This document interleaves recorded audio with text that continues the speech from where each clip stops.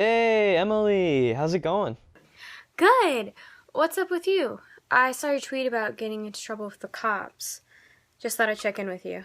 You know the man's always keeping me down, sister. What do you mean?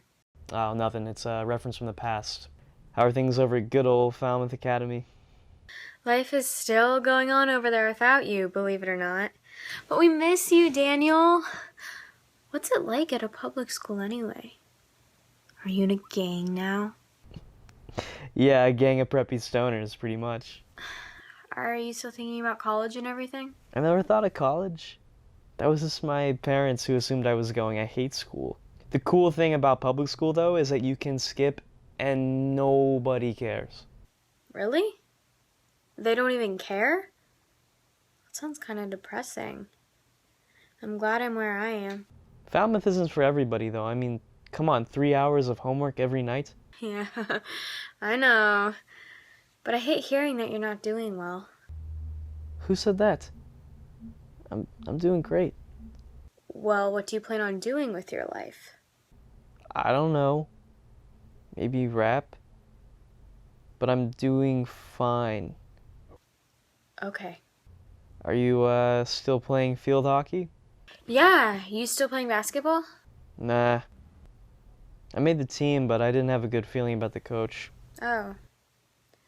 Hey, a bunch of us are going to Sam's birthday party this Friday.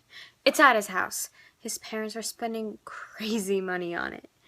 He asked me to ask you to come. I know everyone thinks it'd be great to see you again. I don't know. But I'll let you know if I can come. Oh, Daniel, don't feel weird. Maybe it will help you. Help me what? I don't need help. Well, you're actually sending out tweets and advertising that you got busted for shoplifting and weed. You cut school to hang out with a bunch of stoners instead of playing the sport you love. So yeah, I'd say you do need help. What happened to you anyway? Maybe I don't think the key to being happy is to go to a college prep school. I just wanted you to know that we missed your stupid ass, but I'm not going to force you to show up. I miss you guys too. Alright, I'll let you know if I can come. Okay. Later, Tater. It's so corny. Stop being so damn cool. Bye. Bye.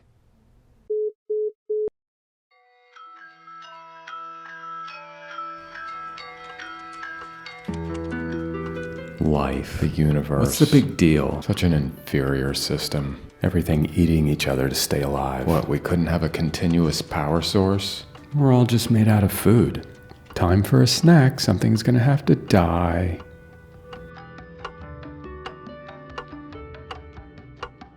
I think about death too much. But doesn't everybody? I mean, it'd be shallow not to. She doesn't. Look at her, she doesn't care. I hate this place. I don't ever want to come back here.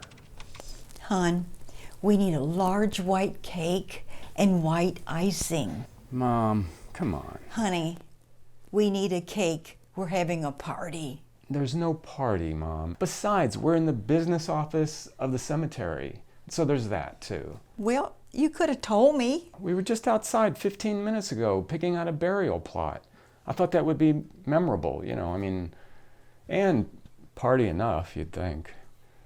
I get confused. No problem.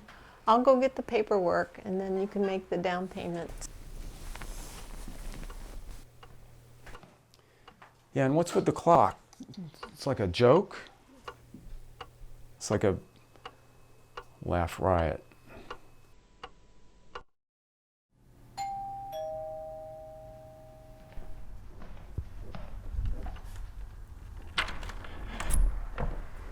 Hi, I'm Edie from the agency. Your regular caregiver wasn't available, so I'm here to help Miss Judy.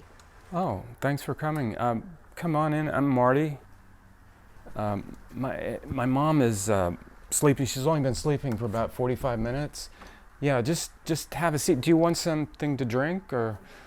No, thank some you. tea I just made. If you, yeah, no. Okay. If I could just let her sleep a few more minutes to make it an hour. Sure. Yeah. Okay. Great. Okay.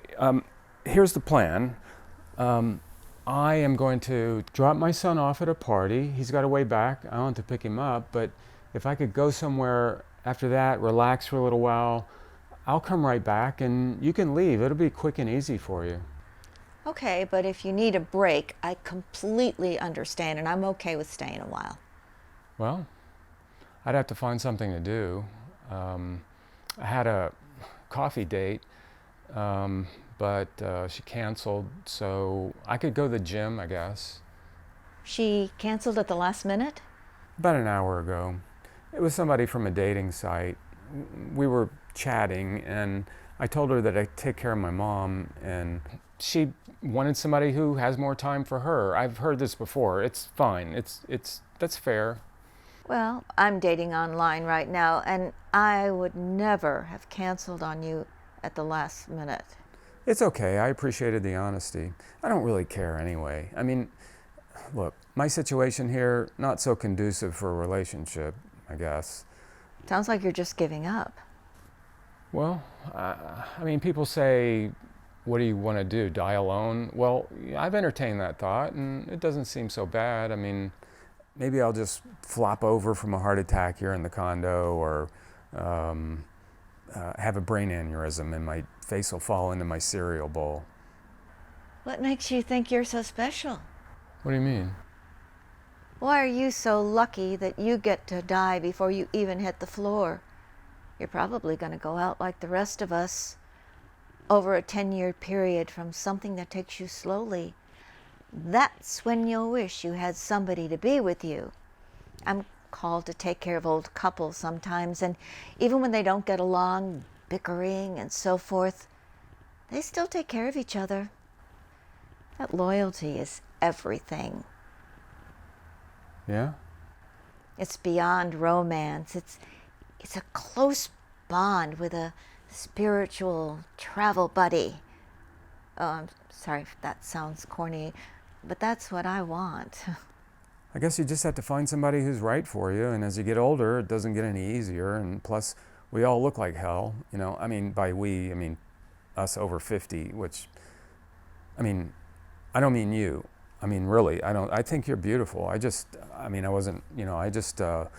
come on. Let's face it, we look like hell. But what dating site are you on? Shinglesingles.com. It's for people our age, and I do get shingles, so why hide it? I didn't know that mattered, but at least you're dating people our age. You know, we're officially old now. We got to stick together, and nobody else cares about us. They say they do. They don't care. They're ready for us to go. You know, I mean, who can you make fun of nowadays? You know how you can't make fun of any groups of people? Yes, you can. 3 groups. 1, white trash. They don't care. God love them. 2, bald guys. Oh, that is so sad. You don't have a strong lobby? There are no bald activists? No parades, nothing. If you did have parades, you'd have to do it at night because of all the reflections. Yeah, you're kind of proving my point. And the 3rd group is old people. Yeah. You know, how many times have you heard people joking, even comedians, for 25, 30 years, joking about, I've fallen and I can't get up. Oh, yeah. Yeah, no, look, if that was a handicapped person on the floor, nobody'd be laughing, but it's an old lady. I've fallen and I can't get up. It's just hilarious. I'll be down here on the floor, slowly and painfully dying of dehydration. Yeah, over the course of 4 or 5 days. Day 3, cat starts eating my face off. Well, I wouldn't have taken it that far. Well, there's no clothes on the face, so it's easy access. You know, it makes sense. And in all fairness to cats, dogs do it too. I have a cat and a dog.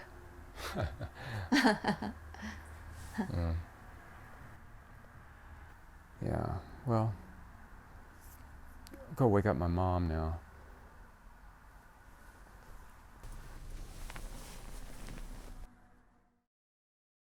So I was thinking that since I only have a 1/4 of my life left, if I get a terminal disease right now, then I can only justify grieving and being sad 1/4 as much Enough. as I normally. Okay, ever since I was a little kid, all you do is talk about death, and you wonder why I smoke. Okay. All right. Fair enough. Just party conversation. Speaking of parties, I'm so glad you're going to hang out with these kids from Falmouth tonight. They're such nice kids. Nicer than my riffraff friends from public school? I didn't put it that way, but yes, well said. High five. No, look, they're more sober. They're more serious. Falmouth's a serious place. That's why they kicked you out. There's more camaraderie. The school you go to now, everything's disjointed. Everybody's doing their own thing, and gosh, is there even such a thing as school spirit at that place? No, we don't have that. What'd you call it? School spirit? You want to know what our mascot is? What? It's an atheist. Big, furry atheist.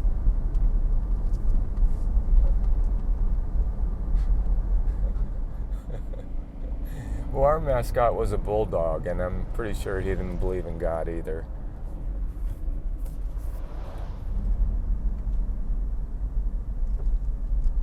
Have you ever wanted to punch me? Yeah, all the time. No, really, have you ever really wanted to punch me? Yeah, really, all the time. You're always crossing the line for whatever reason, and getting caught, by the way. I never got caught. I saved my parents that aggravation. And I know you want to punch me too, or you wouldn't have asked that question, but we don't do that. You know, I come from a long line of punchers, and yeah, I get frustrated and pissed with you, and that is where my mind goes because that's how I was raised. But it stops right here because I'm not going to be hitting you, and you're not going to be hitting your kids. Unless you want them to be adults with anger issues and depression. I don't know, wouldn't be just hitting you, the kid, anyway. I'd be disrespecting the man inside. That's the way it works. All I can do is love you, Daniel, and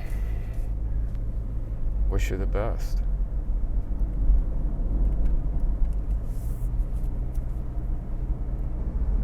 I love you too, Dad.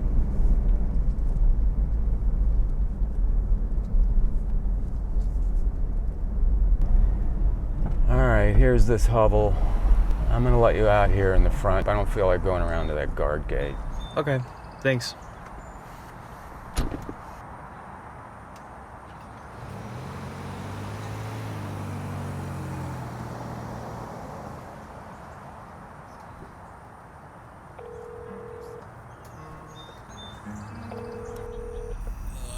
Hey Jake, I'm ready. You can pick me up at that address I texted you. And bring a blunt, please.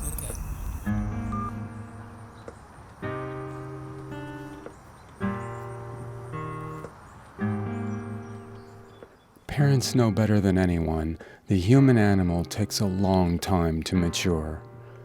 When you first have a child, you look at this new, fresh baby and you say, oh wow, I want this kid to be smart and athletic and creative and everything. And then you notice these weird personality quirks when they get a little older, and you start thinking, you know, it would be great if he ends up being a good person, a good neighbor. If he doesn't kill me for the insurance money, I'll be so happy. As it turned out, Daniel became a loving son and a really nice person. He's out there trying to figure out his path in life and tells me he loves me every time we talk. I guess, though, that could mean that he thinks I'm going to die any minute. He was sweet with Mom. I was always cranky with her. She took a lot better care of me than I ever took of her, and I had some regrets about that. But you got to forgive yourself.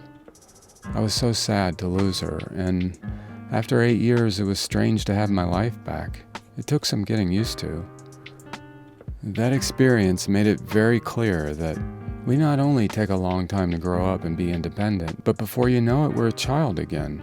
So I say to myself, here I am living in my little window of time in good health and lucidity, and although I do enjoy the beauty of self-acceptance that comes with aging, I'm still obsessed with death and trying to make sense out of this horribly flawed system called the universe. I wish I was religious. Those people have all the answers. Just ask them. I don't have any answers. I tell myself I need to adopt a philosophy and just stick with it, but some of them I don't understand. Somebody said, we're nothing but pure consciousness. Gave me a headache. I was very conscious of it too, so maybe there's something there. There's other stuff that's doable, Taoism, Stoicism. I must say, I have a soft spot in my heart for nihilism. But will that make me stop thinking about diseases? Can anybody stop doing that? What about accidents? Especially since we're like these soft little mushy garbage bags full of soup, and everything we're surrounded by can kill us. Concrete, steel, heat, torque, gravity, speed. And then I say to myself, shut up. Just shut up.